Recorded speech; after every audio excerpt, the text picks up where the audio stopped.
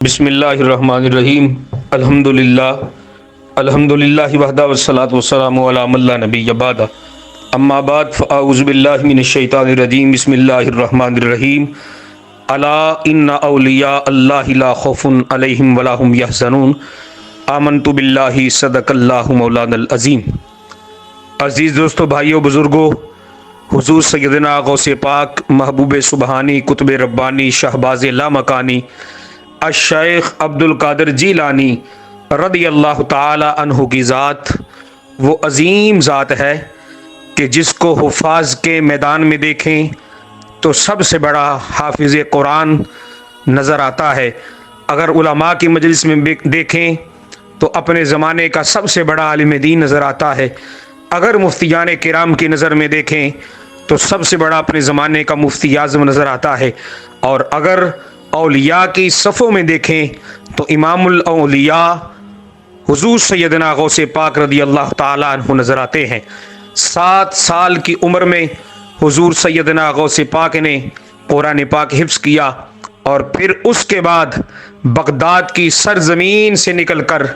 اطراف و اکناف میں حصول علم کے لیے چلے گئے، اور حصول علم کی جو مغن تھے، حصول علم میں اتنے زیادہ مصروف ہوئے کہ پیچھے کے حالات تک نہ پتہ چلا، حتیٰ کہ ایک وقت آیا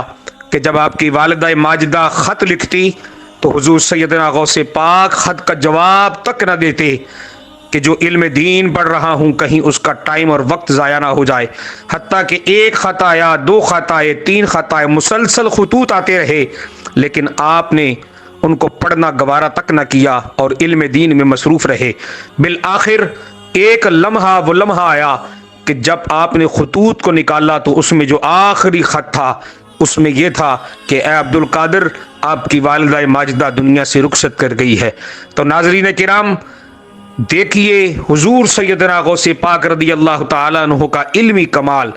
اور علم دین میں تجسس اور علم دین سے محبت کا کمال دیکھیے، اور یہ ساری امت کے لیے پیغام ہے، ساری امت کے لیے یہ میسج ہے کہ وقت کا جو ولی ہوتا ہے وہ کبھی جاہل ولی نہیں بن سکتا، ہمیشہ عالم دین ہی ولی ہوتا ہے، ہمیشہ علم رکھنے والا کہ جس کو حلال اور حرام کی تمیز ہوتی ہے۔ اور پھر سیدنا حضور غوث پاک کی زندگی کا یہ کمال دیکھیں، اللہ اکبر، کہ جب گھر سے حصول علم کے لیے نکلے تو آپ کی والدہ ماجدہ نے جو سب سے پہلی نصیحت کی، فرمایا عبد القادر بیٹا، زندگی میں کبھی جھوٹ نہ بولنا، اور پھر اسی بات کو آپ نے اپنے پلے باندھ لیا، سنبھال کے رکھ لیا، اور راستے میں دوران سفر جاتے ہوئے راستے میں جب ڈاکوؤں نے حملہ کیا، اللہ اکبر، تو سب مال چھپاتے تھے، لیکن جب آپ کے پاس آئے تو انہوں نے آپ سے پوچھا تو آپ نے فرمایا کہ ہاں میرے پاس اتنے درہم ہیں، میری ماں نے مجھے دیے تھے۔ وہ ڈاکو سردار کے پاس لے گئے اور جا کے اس سے کہا کہ یہ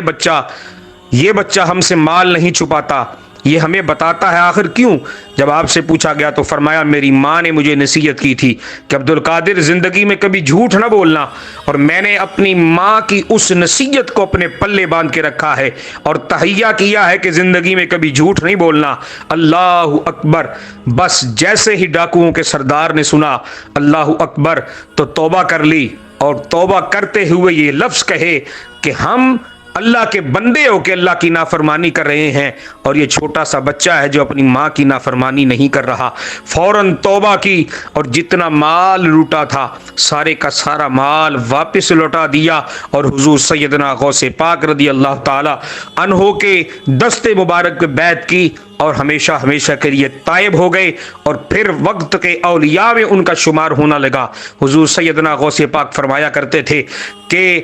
پہلا جو قافلہ